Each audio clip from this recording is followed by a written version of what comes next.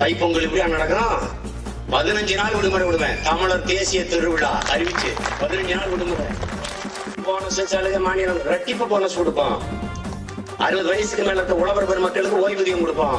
ஆண்டுக்கு ஒரு முறை எப்படா பொங்கல் வரும்னு உலக நாடுகளுக்கு ஒவ்வொரு தமிழரும் ஏன் இருப்பது போல செய்வோம். தமிழருடைய தொன்ம விளையாட்டுகள் கபடி, சிலம்பம், குத்து வரிசை எல்லாம் நடத்துவான். மாநாட்டம், மயிலாட்டம், கடலாட்டம், ஒயிலாட்டம் எல்லாம் நடத்துவான்.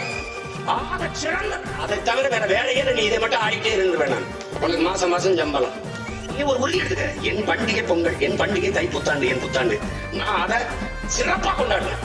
என்னுடைய தேசிய திருவிழா, என்னுடைய தேசிய பண்டிகை பொங்கல்.